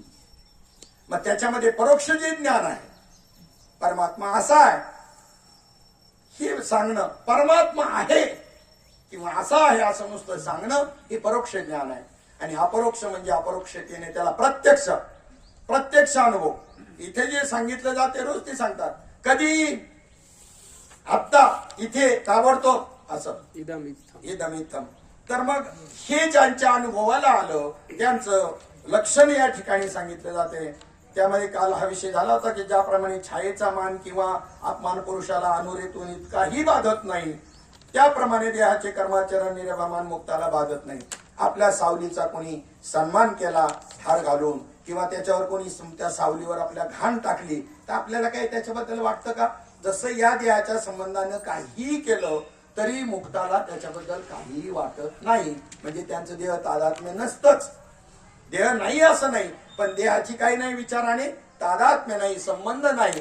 किती नाही, कबीर महाराजांचा पोटरीचा लोचका कुत्र्याने तोडला, मांस गळतंय असं लोंबलंय आणि रक्त गळतंय. दुसऱ्यांनी सांगावं लागलं, त्यांना भान नाही, जाणीव नाही. दुसऱ्यांनी सांगावं लागलं तर ते म्हटले कुत्ता जाणे चमडा जाणे. कशी वृत्ती आहे पा, कशी वृत्ती आहे, कुत्ता जाणे चमडा जाणे. आणि हीच घटना मी कबीर महाराज मला बी भेटले, तुम्हाला भेटले, पण तुम्हाला ते भेटूनही बी भेटले न भेटल्यासारखे. तुमच्या डोक्यामध्ये ती शेरवानी टोपी, उंच 7 फूट, तसं नाही. जी लक्षणं कबीर महाराजांमध्ये, ती ज्या प्रकृतीत आहे त्याला आम्ही कबीर महाराज म्हणतो. उजव्या पायाचा अंगठा नारायण बाबांचा अर्धा तुटलाय, विभीषण महाराजांच्या मोटरसायकलवर मागे बसले, भान नाही. घरी येतपर्यंत रक्त गळतंय आणि तो कुठं येतो असं लोंबतोय, तो भान नाही, भान. आणि उतरल्यावर त्यांनी पाहिलं आणि मग तेव्हा लक्षामध्ये आलो नाही. याला कबीर महाराज म्हणतात. शेरवानी टोपी लागत नाही कबीर महाराज मध्ये, आणि 7 फूट उंची नाही लागत. प्रकृती आहे काय कबीर महाराज, लक्षणं आहे ती. आणि तशीच्या तशी स्थिती महात्म्याच्या ठिकाणी याला कबीर महाराज म्हणतात. लक्षणं ज्या प्रकृतीत आहेत ती लक्षणं ज्याच्यात. अरे माणसं कशी आहेत तुम्हाला सांग का, हा समाज कसा आहे. रामायणाची मालिका आणि त्याच्यामध्ये रामाचं पात्र करणारा काय नाव त्याचं, विरोधाभास खूप आहे व्यवहार. अरुण गोविल राम मंदिराच्या विरुद्ध, रामाचं पात्र करणारा राम मंदिराच्या विरुद्ध, आणि रावणाचं पात्र करणारा अयोध्येत राम मंदिराच्या आंदोलनामध्ये. व्यवहार पहा किती खोटा आहे. आणि राम सिगारेट पितो का, आम्ही तिथं दुबळे बाबा कुठे गेले आम्ही तिथे ते शूटिंग पाहायला जायचं आमच्या पवईला तिकडे शूटिंग व्हायचं ना हे रामायणाचं शूटिंग आमच्या समोर झालेले तर मधूनच अरुण गोविल खाली यायचा थोडस 2 झुरके मारून येतो राम सिगरेट पित असतो काय कळलं का असाच भ्रम झाला आपल्यामध्ये बी गपोड शंकाला खरे शंक मानून बसलो देत काहीच नाही आणि त्याच्यात मागे सगळी मग त्याला राम समजून त्याच्या प्रतिमा महाराज जग देशभर आहेत अरुण गोविल आहे का राम आहे आणि राम सिगरेट पितो का आता त्याच्यामध्ये ठीक आहे त्यांनी पात्र म्हणून केलं अरे ते आमच्या जगद्गुरु तुकोबारायांचं विष्णुपंत फागणीसांनी ज्या वेळेला प्रभातचा पहिला संत तुकाराम पिक्चर जो निघाला ना आमच्या विष्णुपंत फागणीसांनी रामाचं पात्र केलं आपलं तुकोबारायांचं पात्र केलं त्याला अभ्यास करावा लागला गाथेचा अभ्यास करावा लागला त्यांना अभ्यास केला की लक्षणं कशी असतील तुकोबाराय शिवातून अंत अशी जीव दशा आटवून पूर्णपणे तुकोबाराय आतमध्ये घुसून घेतले तेव्हा यथार्थ तुकोबारा साकारले त्या पडद्यावर चालतो का नाही पिक्चर डायरेक्टरला माहित नव्हतं आणि ज्या वेळेला प्रसारित झाला आणि प्रसारित झाल्यानंतर त्या काळात करोडोनी त्या ठिकाणी ज्या वेळेला त्याची कमाई झाली तोपर्यंत मानधन दिलं नव्हतं विष्णुपंत फागणीसांना आणि सांगितलं तुम्हाला जरा मानधन नंतर देऊ आमची कंपनी बी नवीन आहे आमच्याकडे एवढं भांडवल नाही सगळं खर्च तर शूटिंगलाच गेलेला आहे ते म्हणले चालेल काही हरकत नाही नंतर द्या हरकत नाही आणि मग मात्र एवढं डायरेक्टर असा प्रफुल्लित झाला आणि त्याच्या सहकार्याला घेऊन विष्णुपंत फागणीकांकडे गेला तुम्ही मागा फक्त किती पाहिजे ते कारण आम्हाला किती दिलेले हे आम्हाला माहिती आम्हाला किती मिळाले हे आम्ही सांगत नाही तुम्हाला तुम्ही फक्त सांगा की एवढे द्या तुम्ही तुमच्या तोंडून जो आकडा येईल ना मानधनाचा आम्ही तुम्हाला ठरवला नव्हता काय दिला असतं 5-50 हजार पण आज तुम्ही मागा आम्ही नाही सांगत आम्ही तुम्हाला 1 कोटी देतो 5 कोटी देतो तुम्ही मागा ते आम्ही तुम्हाला देतो अजून तर कमाई व्हायची पुढची आतापर्यंत झालेली सगळी मागितली तरी देतो तुम्हाला डायरेक्टर म्हणला त्यांनी सांगितलं तुकाराम महाराज मागणाऱ्यातले नव्हते अरे पात्र केलेल्यावर परिणाम झालाय गुरुजी हा पात्र केला ह्या सोंगाड्यांना समजावं या कीर्तनकार प्रवचनकारांना काही कलाकार भूमिका निभावतो तुकाराम महाराज तर रुपया मानधन घेतलं नाही रुपया मानधन घेतलं नाही आमच्यावर परिणाम होत नाही त्याचा आम्ही पाकिट टाकून देतो एवढे ते म्हणतो लाज वाटायला पाहिजे भांग्याचा धंदा कर जोग महाराज म्हणतात मी नाही म्हणत त्यांनी सार्थ गाथा आहे ना सार्थ गाथा आहे त्यांची त्याच्या प्रस्तावनेत म्हणलंय कीर्तन प्रवचन आणि जर तुम्ही ठरवून करत असाल ना धंदा करायचा आहे तुम्हाला पैसेच कमवायचे तर भंग्याचा करा ना म्हणे कोणाचे मग उद्गार आहे जोग महाराजांची अलीकडे लागले जोग महाराजांचा जय जयकार करायला आतापर्यंत झोपले होते जोग महाराजांचा जय जयकार आतापर्यंत का करत नव्हते अरे तुमचा जय जयकार व्हायला वाढला ना अख्ख्या विश्वामध्ये श्रीपाद बाबा की जय तेव्हा लाज वाटायला लागली ना आता जोग महाराज की जय म्हणायला लागली असं कोणी येईल समोर विचारेल आम्हाला तर मी अजून त्याच प्रकृतीचा आणि प्रवृत्तीचा आहे मला त्याच्यात लय आवड आनंद वाटतो म्हणजे तत्व करता बरं का नाही तर आम्ही आता तसे नाही यांनी बरंच थंड केले बाबा लय थंड म्हणजे पहिला नाहीच मी लयच बदल केला आता चांगला भेटायला चला काय हरकत नाही तर हे काय त्यांचं आपलं काही हे नाही बांधाला बांध नाही त्या मुलगी द्यायची त्यांची करायची नाही धर्मावर आवरण आणतात आणि नको तिकडे धर्माला घेऊन चालले तुम्ही तुमच्यामुळं त्यांचाही मी त्यांना दोष देत नाही तुमच्यामुळं आपण एवढे दिसताना एवढे हे कमी नाही ही जगात क्रांती आपण एवढे मिळून आणू शकतो या गोष्टीवरती एक विषय जर एवढ्यांनीच पकडला तर जिथे तुम्ही कुठे आहात तिथे तिथे बाबा तर आमचे म्हणतात त्याच्याबद्दल बी आमचं काही म्हणणं नाही 50,000 का आम्ही 1 लाख देतो काय फरक पडत नाही आमचं म्हणणं ते नाही पण संत जसे देव अनुभवाला आणून देतात तसा अनुभवाला आणून दे लगेच लोक आम्ही 1 लाख मोजून देतो बाबा म्हणतात त्याच्याबद्दल बी आमचं काही म्हणणं नाही एवढे का घेता तेवढे का घेता 50 का मागतो आम्ही 1 लाख देतो तुला पण जसं ब्रह्म आहे तसं आमच्या अनुभूतीत आणून दे हो नाही तुका म्हणे देव दाखविले दृष्टी तयाचे भेटी थोर पुण्य देव दाखवता येतो धर्म जागो सदैवाचा आणि त्याचे लक्षण आहे काय लक्षण आहे सद्भावे निज भजन करी गुरु महाराज त्यांच्या करता मांडतोय गुरु महाराज ही काय अवस्था आहे हे सांगतो ही अवस्था काय आहे तुम्ही म्हटले की नाही ते अंगात येण्याचं त्याच्याकरता सांगतोय. सद्भावे निज भजन करी हृदयी प्रगटता श्री हरी तव देहीची चिन्हे बाहेरी क्षणा माझारी पालटती. अंतकरणात हरी प्रगट झाला का त्याच्या देहाची चिन्ह पालटतात. ताप आल्यावर देहावर लक्षण उमटतात ना. मग हरी जर हृदयात प्रगट झाला तर लक्षण काय तयार होतील पा. सद्भावे निज भजन करी हृदयी प्रगटता श्री हरी तव देहीची चिन्हे बाहेरी क्षणा माझारी पालटती. करिता च्युत चिंतन सप्रेम गहिवरे मन मन गहिवरून येतं तेने अट्टहासे करी रुदन आणि वारस पुन्नन वृद्वशासे. त्या अट्टहासाने तो रडू लागतो. असं श्वास टाकून टाकून मोठमोठ्याने हंबरडा फोडून रडतो. मराठी नाथ महाराजा दुसऱ्या अध्यायामध्ये 40व्या श्लोकात हे वर्णन केले. जे म्हणतो ना आपण अंगात काय येतं ते सांगतोय. तो रडू लागतो तेवढ्यात पुन्हा हसू लागतो. तुमचं चुकलंच नाही. तुम्ही तर नुसतं अंगात येणं म्हणतात पण काय तर नाथ महाराज म्हणतात एवढं नुसतं अंगात येणं नाही आम्हाला माहिती आहे काय काय म्हणणार आहे. मग त्यांनी त्याच वर्णन केलेलं पुढे मांडून पुढे जातो मुक्तांच्या लक्षणाकडं. त्यात तो हसू बी लागतो. सवेची गदगदोनी हसे बरं का. त्या रुदना सवेची हर्ष प्रगटे त्या हर्षाचे नेटे पाटे हसो लागे कडकडाटे सुखोद्भटे गदगदोनी. रडण्यातच हसू लागतो. कशा करता रडतो त्याचंही कारण सांगितलं. चुकल्या माय पुता संकटी आई आणि मुलाची बाजारामध्ये काय झाली भ्रमरूप नगरामध्ये चुकामुक झाली आणि पुन्हा भक्तीच्या पेठेत गाठ झाली म्हणली. चुकल्या माय पुता संकटी एकाकी बहुकाळे झाल्या भेटी तेने ओरडे घालोनी मिठी चाले जेवी पोटी आणि वार रुदन. त्यांचं जसं बरं ते एकमेकापासून चुकले त्याही रडतात आणि कोणीतरी महात्म्याने भेटून दिले आणि भेट झाल्यानंतर बी रडतात. अगोदरचं रडू जे दुःखाचं आहे आणि आताच जर रडू येते घट्ट मिठी मारून ते आनंदाचं आहे. मग त्याला ते बी जीवशिवा अवचटी तसं जसं त्या मायलेकराचं उदाहरण दिलं आणि सिद्धांत दिला ते बी जीवशिवा अवचटी भक्तीच्या पेठे झाल्या भेटी आत्मसाक्षात्कारे पडे मिठी ते संधी माझी उठी आणि वार रुदन. ऐसी नुपदता भक्तीची लक्षण आहे ती. ऐसी नुपदता माझी भक्ती कैसेनी होय विशक्ती विषय विरक्ती विरक्ती विन माझी प्राप्ती नव्हे सहसा उद्धव. गपुड शंकांना माहित नाही आणि त्यांच्या संगतीत आम्ही तर आम्हाला बी मग आमच्यावर तो परिणाम होणारच की भक्तीची लक्षण आहे.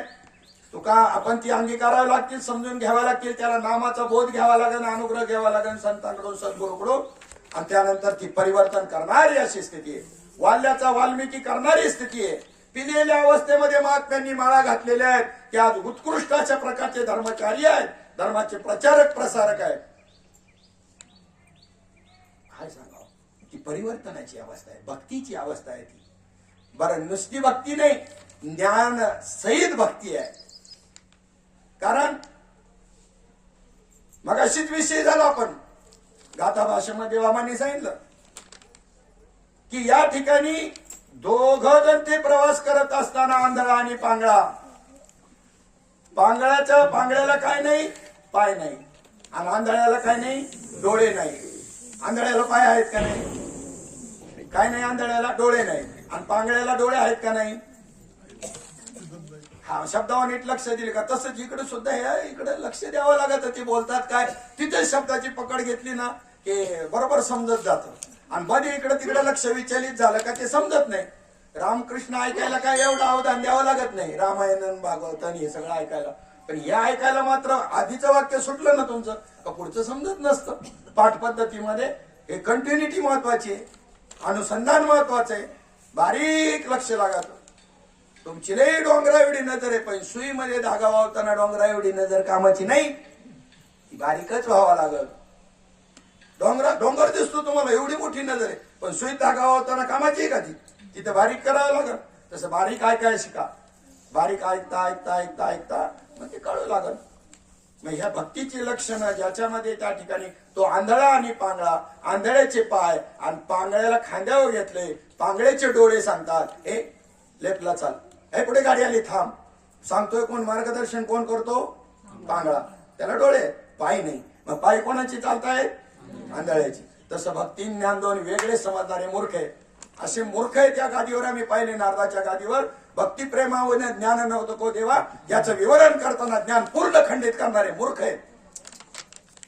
ज्ञान नको, भक्तीशिवाय ज्ञान असेल तर त्या ठिकाणी अंधश्रद्धा ज्या भक्तीत वाढल्यात ना, ज्ञानाविना भक्ती आहे म्हणून अंधश्रद्धा वाढल्या त्या सगळ्या. आणि भक्ती सहित जर ज्ञान असेल तर असा कसा तुमचा देव घेतो बकऱ्याचा जीव. भक्ती सहित ज्ञानाचं लक्षण आहे, ज्ञानासहित भक्तीचं लक्षण आहे. त्याचं ते तुम्ही त्या ठिकाणी भक्त प्रेमाविना ज्ञान नको देवा याच्यामध्ये समन्वय सांगून मग भक्ती गौण आणि मुख्य मग माना. मुख्य समानाधिकरण बाद समानाधिकरण करा ना, तुम्हाला करावं लागेल का? तुम्हाला तुमचं काय अभंगाची भूमिका काय, भक्तीचं महत्व, मग ज्ञान गौण करावं लागेल. गौण केल्याने दोष लागत नाही, खंडन केल्याने दोष लागतो. ध्यानात ठेवा, गौण गौण करता येईल ना. फिटरच्या पिशवीमध्ये 50 पाणी आहेत किंवा 60 पाणी आहेत, कारण 52 नंबरचा माझ्या डोक्यात बसलाय. कारण माझा 52 नंबरचा अर्थ मी 60 धरले, आता लक्षात आलं माझ्या. मला 52 नंबरचा पाहणार हेल्परला सांगितलं, मदतनीसाला आणला, त्याने काम केलं आणि तो त्या ठिकाणी फेकून दिला नाही का. ज्या ज्या नंबरचा वापरेन तो टाकत गेला तर धंदाच होईल याचा. दरवेळी नवीन घ्यावं लागतील. टाकून द्यायचं का पिशवीत ठेवायचं परत.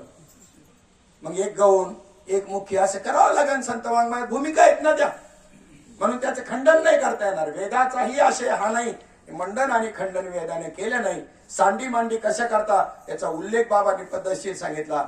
कारण स्वरूपाच्या ठिकाणी काही सांडणं नाही आणि स्वरूपाच्या ठिकाणी काही मांडणं नाही, की असणं आहे. असणं जसंच्या तसं आहे, त्यात काही कमी जास्त होत नाही. सांडणं मांडणं हे तुम्हाला या भूमिकेच्या अंतःकरण बुद्धीच्या संबंधानं आहे. अंतःकरण वृत्तीमध्ये जो जीवभाव निर्माण झालेला आहे तो एक मी आहे. आणि एक जो आहे शुद्ध ब्रह्म म्हणता येणार नाही त्याला, शुद्ध ब्रह्म मी म्हणणार ठरणारही नाही, तर ईश्वर चैतन्य म्हणू त्याला. त्याच्यातला तो एक मी आहे. 2 मी मधला एरवी सर्वांच्या हृदय देशी मी अमुका आयाशी. जसं इथं मीच नजर आलो आणि पोटा आपुली आलो, याच्यामध्ये 2 मी आहे. तर त्याच्यातला ते सांगण्याकरता त्यांनी ऋणू झुनू मधले 2 सांगितले. एक अहम जो तुमचा अहम आणि मम आहे, आणि दुसरा जो आहे तो अहम ब्रह्मास्मी आहे. मग अहम ब्रह्मास्मी ही वृत्ती संकुचित आहे का व्यापक आहे? आहे ब्रह्मच आहे. मग त्याच्यात अहम काढून टाका ना, ब्रह्मास्मी ठेवा. आणि अहम काढाय करताच प्रबोध दिलाय तुम्हाला. अहम काढण्याकरता, अहम ब्रह्मास्मीतला अहम काढण्याकरता प्रबोध दिलाय. सोम तेही अस्तवले. सोम सांगताना साधना सांगताना मांडली बी सोम साधना मांडूनच सांडावा लागतो. मांडूनच सांडावा लागत. सोहम भावे पारंगती. हा पहा आता भूमिका कशी येते. तई शरीर भावनासती इंद्रिय विषय विसरती.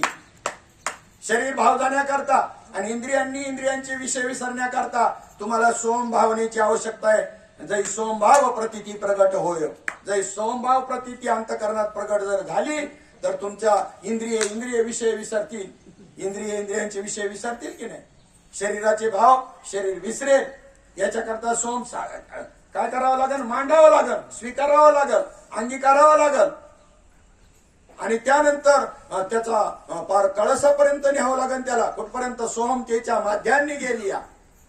प्रत्येक बोधाच्या माथ्या लपे आत्मभ्रांती छाया जी आपली. सोहमता मध्यानी आली. सोमता मध्यानी आली या लपे आत्मभ्रांती छाया आपण पेतळी. इथं सोमचा मध्यान्न झाला. इथं मध्यान्न, इथे सुरुवात झाली, प्रातःकाल झाला. तै शरीर भावना सती इंद्रिय विषय विसरती मध्ये प्रातःकाल आहे, इथं माध्यान्ह आहे आणि संध्याकाळ आहे ना त्याला. मग संध्याकाळ तिथे सोम तेही अस्तवले. सांगतेची सांगणे झाले म्हणजे स्वस्वरूपाला प्राप्त झाला. तिथे आम ब्रह्मास्मी वृत्ती नाही. आता समुद्रामधून निवडून दाखवा ना मला, ही गंगेचं पाणी, हे यमुनेचं पाणी, हे सरस्वतीचं, अजून गोदावरी काय जे असतील हे निवडता. स्वरूपामध्ये वृत्ती नाही. तुका म्हणे गंगा सागर संगमी. आणि म्हणून ज्याच्यामध्ये हे आलं, निर्माण झालं, त्या मुक्ताची स्थिती सांगता तो गंगेच्या पाण्याने स्नान करतो, पण गंगेच्या पाण्याला स्पर्श सुद्धा करत नाही. काय झाले? गंगेच्या पाण्याने स्नान गंगेच्या पाण्याने स्नान करतो, पण गंगेच्या पाण्या नाही गंगेच्या पाण्याने स्पर्श करतो त्याच्यावर बी त्याच्या ह्या लक्षणाचं थोडं सविस्तर सांगतो. आम्ही आता मध्यंतरी ओंकारेश्वरापासून इकडे 20 किलोमीटर अंतरावर बेलसर नावाचा आश्रम, तिथे गेलो होतो बाबा आणि आम्ही. बाबा येणार होते पण येता नाही आले ह्या कारणांमुळे त्यांच्या. तिथे ज्या वेळेला एक थोड्याशा अंतरावरती एक 5-7 मिनिटामध्ये नर्मदा मैया आश्रमाच्या जवळच. मग ठरवलं, संकल्प केला की आज किती थंडी असो काही असो सकाळी नर्मदा मैयाचं स्नान करायचं. हा संकल्प अंतःकरणामध्ये आपल्या होता. जवळ आहे पण अंधार आहे आणि अडचणीची वाट होती, त्या कारणाचाही आम्हाला काही प्रतिबंध आला नसता. परंतु झालं काय की ज्या वेळेला आम्ही पहिल्या दिवशी त्या पद्धतीने स्नान तिथे केलं आणि दुसऱ्या दिवशीच्या विषयी ज्या गोष्टी करता आपण गेलो ते महत्वाचं आहे का इतर महत्वाचं आहे? ज्या कार्यकर्ता गेलो तिथे पारायण आहे, तुकोबारायांच्या गाथेचं, बाकीचं सत्संग आहे, बाबांचं प्रवचन आहे, हे सगळं हे सोडून तिथं बुड्या मारत बसतो का आम्ही तिथे? आणि खरी नर्मदा तर त्यांना हीच सांगायची आहे ना तत्वाने. मग सहज बाबा म्हणून गेले. त्याच दिवशीचा विषय झाला की इथं जे पाणी आलेले हे कोणत्या नदीचे? त्या साबळे महाराजांना विचारलं. मैयाचंच आहे म्हणले, नळाला आलेलं. बाबाने आम्हाला सांगितलं आता तुम्ही तिथे जाऊन काय करणार आहे, कोणत्या पाण्याने आंघोळ करणार आहे? इथं तेच आहे. परत डोक्यात घेतलंच नाही. 7 दिवस मग पुढे आम्ही जे आहे ना इकडेच स्नान करत होतो. कुठे? नळाखाली. नर्मदा म्हणजे पाणी आहे का? नाही, नर्मदा म्हणजे काय पाणी आहे का? विचार केला. नर्मदा पाहणं, नर्मदेवरती नर्मदा अष्टक बनवलंय आद्य शंकराचार्य यांनी. ते बी तुम्ही घेऊ शकता कधी बी चिंतनाला. घेऊया ना. मग नर्मदा तिथं घ्यायचे, तिथं पुढच्या वर्षी आपण तिथे जाणार का नाही? तिथे नर्मदा असं तुम्ही नाही घेतलं तुम्ही घेईन, हा काय हरकत नाही. हा ती जे सांगायचंय नर्मदा म्हणजे काय. अरे इथे ज्या गंगेच्या संबंधाने सुद्धा संत बोलत असताना काय म्हणतात पा, शुचित्वे शुचिरांग होय पापताप ही जाये परितेत आहे बुडणे एक. त्या गंगे स्नान केलं तर तुमचं पाप ताप जाईल, परंतु तिथं बुडायची भीती आहे. गंगे उनी थोर संत सुचिश म्हणत गंगा शुद्ध होते यांचे अंगे तुकाराम महाराज म्हणतात. गंगेपेक्षा संत खूप शुद्ध आणि निर्मळ आहे. त्यांच्या चरणाची चरण धुळी गंगेला लागल्यानंतर गंगा पवित्र होते. राम तेरी गंगा मैली हो गई, कैसी हो गई? आमच्यासारख्या मूर्खांनी आणि पाप्यांनी त्यात स्नान केल्यामुळे. आणि पवित्र कशाने झाले? गंगा आली आम्हावरी संत पाऊले साजिरी संत आणि त्या ठिकाणी त्यांचं दोष घालवण्याचं काम संत करतात. तुम्हाला देव पाहिजे? संतांना बघा. आत्मज्ञाने चोखडी संतजी माझी रुपडी दृष्टी पडो आवडी कामिनी ऐसी. आम्हाला देव पाहिजे. संतांच्या बद्दल जावयावर जेवढं प्रेम करतात तेवढं संतांवर प्रेम आहे का आमचं? आणि निघाले देव बघायला. आणि ज्यांनी संतांची तशी सेवा केली त्यांना करताळी आवळे झालाच. बघा अजून अज्ञान असेल तर दगड धोंडे पुजायचं सोडून द्या. संतांना बजा माऊली म्हणतात. आत्मज्ञानाने चोखडी असणारी संतजी माझी रुपडी. माझं रूप आहे ते, माझं रूप आहे, मी त्या रूपाने नटलोय. जग कुठं चाललंय? चेंगरा चेंगरीत मारायला. येण्याचा बाजार त्याच्यानंतर दिल्लीला झाले ना. 10,000 एका गाडीत बसाय निघाले. एका ट्रेन मध्ये बुद्धी आहे का यांना? 10,000 बसतील. किती बसतील एका ट्रेन मध्ये? मी म्हणतो 4 दिवस गाडी नसली तरी बाजूला जाईल ना माणूस. त्या गर्दीत कशाला जाईल? अरे ही परिस्थिती नाही जाण्यासारखी. यांना विवेक पाहिजे ना थोडासा. एका माणसाला 5-5 हजार खर्च करून यायचं होय ना इथं. एखादी स्पेशल गाडी केली त्यांनी 20,000 मागितले किंवा 50,000 मागितले. एखाद्या कारवाल्यानी एखाद्या जीपवाल्यानी कोणी बी ते राहिलं बाजूला आणि निघाले त्या गर्दीमध्ये. परत घटना झाली नाही. कारण काय?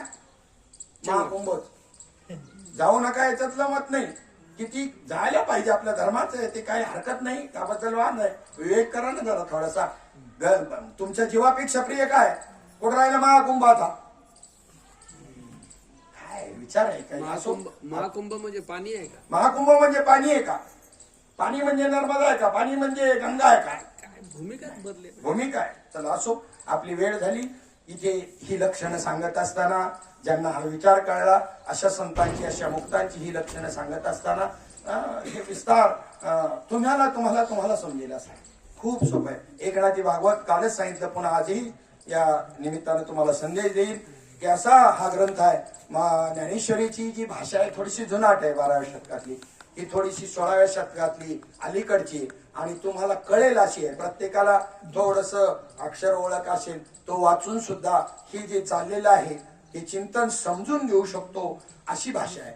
वरच्या ओव्या समजल्या नाही तर खाली दिलेले मराठी अर्थ आहे तो 2 वेळेला असा एखादं पुस्तक वाचतो तसं वाचा, ज्याला वाचता येतं त्यांनी.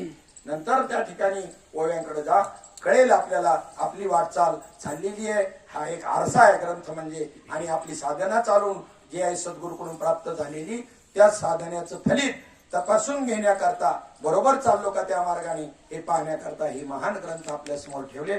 त्याच्या याने तपासत आपली वाटचाल आत्मविश्वासाने पुढे चालू ठेवा असा महान संप्रदाय आणि पंथ आपल्याला मिळालेला आहे. हा ज्ञानेश्वरीला धरून अनुभव आहे. हा भागवताला धरून, गाथेला धरून, वेदाला धरून असा हा अनुभव आहे. तुकोबारायणला वेडा म्हणत होते ना, ते ह्या अवस्थेमुळेच म्हणत होते. याडा तुक्या म्हणत होते म्हणजे बांधण्याला गेल्याने कोणी याडं म्हणत नसतं, कीर्तन प्रवचन केल्याने नाही काय केल्याने कोणी याडं म्हणत नसतं.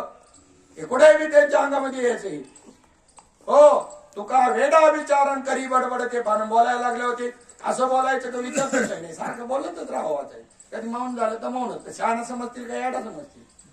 याडा का म्हणत होते तुकोबारायणला याचा विचार नीट कळला पाहिजे. अशी अवस्था झालेल्यांना शहाणं म्हणेल का कोण?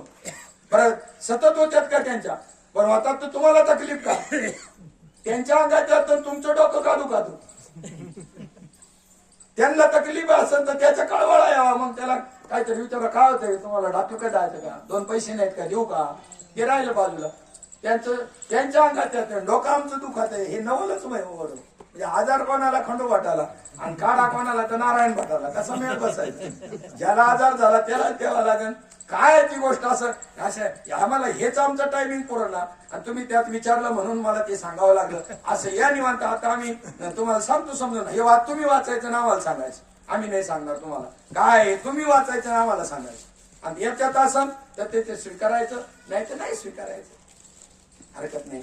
या ठिकाणी आपण आत्मोन्नती विश्वशांती भारती श्री गुरुभक्त प्रेमळ मंडळ आळंदी देवाची संचलित आनंद यात्री ग्रुप तर्फे राजगुरुनगर, त्याच्यामध्ये विशेषत्वानं कोणाचा उल्लेख करणं उचित नाही पण तरी करावा लागतो. त्यांचं विशेष योगदान असल्यावर करावं लागतो. आणि तुमचा सगळ्यांचं केलंच ना. आनंद यात्री ग्रुप म्हणल्यावर तुम्ही सगळेच आले, सगळे इथे आलेले सुद्धा. इथं आलेलं कुत्र चप्पल घेऊन जरी पळालं तरी त्याचा बी उल्लेख करावाच लागत का नाही? नेली का नाही त्या दिवशी तुमची? काही का असे ना तर सगळ्यांचा उल्लेख त्या ठिकाणी येतो. पण विशेषत्वाने पुन्हा करावा लागतो. आमच्या शिंदे बाबांचा, गुरुजींसारख्यांचा, आरोडे बाबा, अजून सगळ्यांचा उल्लेख का करायचा नाही? तर त्याच्यामध्ये आता काय होईल, अर्धा तास जाईल. काय नाही करता येणार. तुम्हाला जर सांगितलं असतं सगळ्यांची नावं इथं माझ्याकडे आणून द्या आणि मी पटापट त्या ठिकाणी 10 मिनिटं दिली असती, सगळ्यांचा उल्लेख केला असता. पण वेळ गेला असता कोणाचा, आधीच ऊन झाले. आज आपला वेळ जरा थोडासा जास्त बी झालेला आहे, अर्धा तास. कारण तो तुम्हीच केला, हा आम्ही लेट नाही केली गाडी. लेट कोणी केला? कधी चहाला थांबले तेव्हा 20 मिनिटं गेली ना, त्याच्यामुळे. सगळे एक आहेत म्हणून एकाचा उल्लेख करा. हा, सगळे एक आहेत म्हणून एकाचा उल्लेख. तर झालेली सेवा या ठिकाणी पंढरीश परमात्मा, माऊली ज्ञानोबा जगद्गुरु संत तुकाराम महाराज, शांती ब्रह्म एकनाथ महाराज, भक्तीचे स्पेशालिस्ट नामदेवराज, श्री गुरुनिष्ठ असणारे निळोबाराय असा या संत पंचायतनाच्या सद्गुरु सच्चिदानंद श्रीपाद बाबा, रामदास बाबा, नारायण बाबा, माने बाबा, स्वामी समर्थांच्या, यानंतर तत्वचिंतक गुरुवर्य मच्छिंद्र बाबा भोसले, तत्वचिंतक गुरुवर्य तातोबा मेटकरी बाबा, आत्मोन्नती विश्वशांती भारती स्वानंद गुरुभक्त प्रेमळ मंडळ आनंदी देवाचे अध्यक्ष शामराव पाटील गायकवाड, सचिव असणारे आपल्या संस्थेचे गुरुवर्य निवृत्ती जगताप गुरुजी, त्यानंतर आमचे खंडूमामा मुंगशे विश्वस्त असणारे कार्यकारिणीतले आमची बापूसाहेब कुठे, अनेक मंडळी, तुम्ही सर्व मंडळी या सर्वांच्या चरणी ही प्रवचन रूपी सेवा अर्पण करून सेवेला पूर्णविराम देवा. पुंडली कवरदा हरी विठ्ठल श्री ज्ञानदेव तुकाराम माऊली ज्ञानेश्वर महाराज सद्गुरुनाथ भगवान की जय. विठ्ठल विठ्ठल विठ्ठल. पुंडली कवरदा हरी विठ्ठल श्री ज्ञानदेव तुकाराम माऊली ज्ञानेश्वर महाराज की जय. बसत बसत